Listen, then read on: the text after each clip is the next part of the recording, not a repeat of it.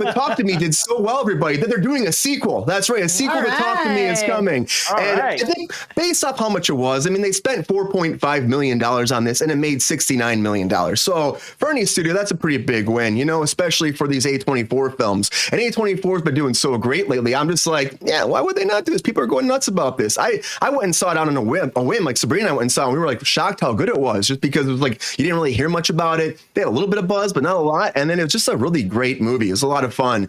But the directors, the writers are coming back. They actually said they were writing a bunch of scenes for the first one about different people having the hand. And they're like, this is great. We can do multiple movies like this. So actually some of those scenes they're writing, they're going to put into the sequel. So A24 is pushing this forward, and they will have another Talk to Me coming.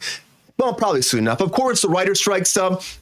It takes some time to get into this, especially now there's a deal. It takes some time to get running again. But Sabrina, what do you think? Think this would be a big hit for A24 doing a sequel to Talk to Me? I mean, sequels are always a very big question mark for me personally. But, sometimes they're successful, I do think that with horror, like that genre seems to do better with sequels than most other genres of film. So I do like, I really, really enjoyed the film, and I hope that the second one, I mean, I don't really know how you can fuck it up. The premise is so good. Yeah. It's really, really good.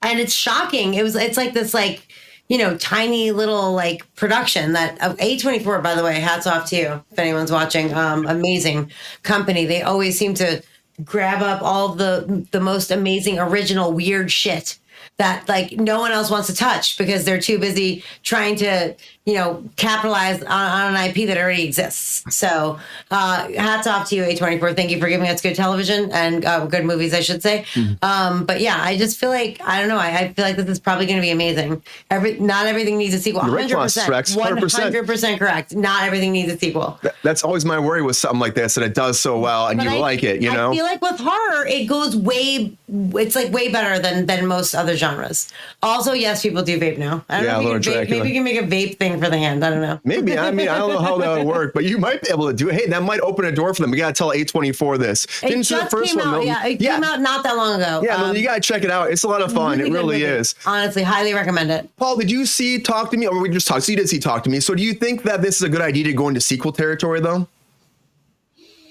I mean, look, I would say usually no. If the creative team behind the first movie wasn't involved, I would be very skeptical, and I would be like, this is a cash grab, obviously.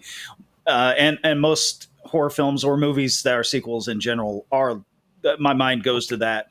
But the same creators from the first movie are coming back, and that tells me that, I mean, from what I would imagine is that they have an idea for a sequel. Why do the same thing again unless you want to return to that world and tell a new story in a new light? I think that these guys are something A24 wants to keep, and if they want to make whatever they want to make and it's a sequel to Talk to Me, they're going to do it. I don't think they'll be forced to do it, and I don't think I mean, of course the studio wants it, but they'd probably let them do whatever they wanted, and they're doing this. It's great. I mean, I think it's great. Yeah. But yeah. And if you're a fan of this, I think you'll be excited because, again, the way it ends, the way they kind of describe how the hand makes its path through different people and how people throw it off after a situation like this happens. So it makes me think there's a lot more doors they can open and have fun with. What's 100% true. Most sequels are terrible. It's 100% true. I'm not trying to head myself. I thought I put it up. I'm like, you're right, Lord Dracula. You're right. I will say that. I will say there's some really great ones, though. There's some that even surpassed the first one. Largely though. Largely they suck. Yeah.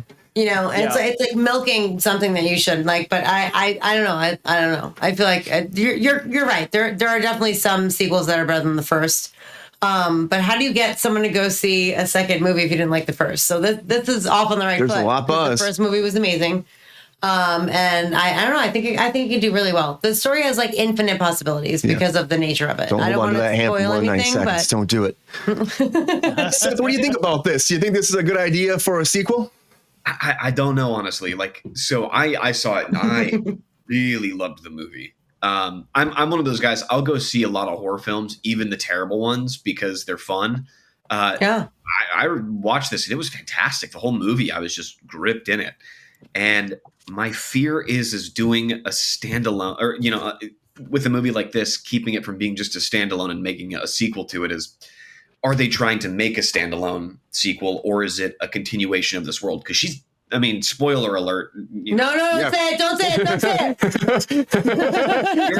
Okay. There's a big spoil. There's nowhere else to go. The story's No, there is. But there is. The hand exists, so it can go anywhere. That's the beauty of it. But that's what I'm saying. So Yeah, that I is would just say the story of the girl. It's an anthology almost. It can go anywhere. It's like Paranormal Activity. Paranormal Activity remember the is hand was garbage. But it can go anywhere. I'm not saying it's good. I'm just saying. What do you think, Paul? And it should. You got something going there. The hand was at the beginning of the film, and this isn't spoilers really. It belongs to somebody else. Yep. And then we travel with the story of the hand to the next person who has it. And by the end of the story, we have the next person who has it. So there is potential there. I think that I wouldn't be interested in following the particular story or the specific story of the person from this movie, because I do feel like we got that story completed with that individual. I thought you didn't see it. We were doing that for you. I was doing that for you. Spoil it, Milton says. Go ahead and spoil it.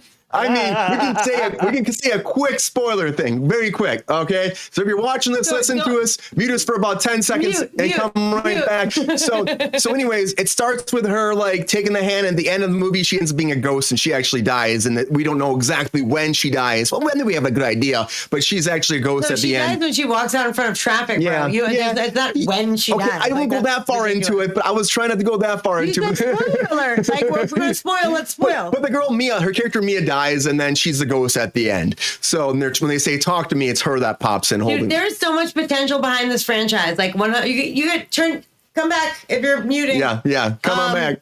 100%. This franchise has huge potential. And if you can find an actor that is as good as the girl who played Mia, you're in. Yeah, you're in. And the kid too. They're really spectacular actors. Oh, he was amazing too.